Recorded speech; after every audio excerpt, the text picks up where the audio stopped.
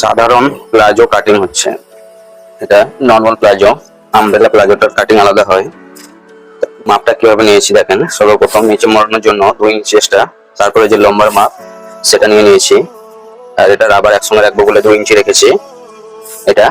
আর ব্যাকটা উপরের দিকে উঠবে বলে এখান থেকে 1.5 ইঞ্চি, আর এখান থেকে হিপে 4 ভাগের 1 ভাগ, আর এখানে 2.5 ইঞ্চি, এখানে 2.5 ইঞ্চি, আর এদিক থেকে এই পাশে 38, এখানে 10 ইঞ্চি প্লাস করে 48 কে 4 ভাগ করে 1 ভাগ, আর সেলাই মার্জিন।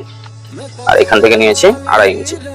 আর ঘেরাটা ইচ্ছা অনুযায়ী রাখবেন, আপনার যতটা প্রয়োজন। এটা আমার 25 ইঞ্চি নিয়েছি, 12.5 এক্সট্রা সেলাই মার্জিন। এটাকে আপনি 29 পর্যন্ত করতে পারবেন। ঘেরা কাটিংটা কিভাবে করছি দেখেন, দেখলে বুঝে যাবেন একবার।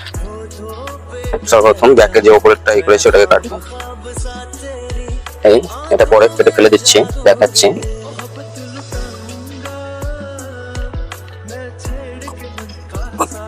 যখন আমি কাটিংটা করছি, আমার চ্যানেলটিকে সাবস্ক্রাইব করে না রাখলে সাবস্ক্রাইবটা করে নিন, আর এরকম ভিডিও পেতে অল নোটিফিকেশনটি চালু করে দিন। আর এটা এই সাইডটা একদম উঠিয়ে কাটবে, তাহলে ঝুলে যাবে না। আর সামনে যেটা 2টো পাত এটাকে কেটে নিন, আর 2টো পাত রেখে দিন এরকম। এই সাইডটা 1/2 ইঞ্চি ডাউন করে কেটে নেব। এটা কেটে নিন।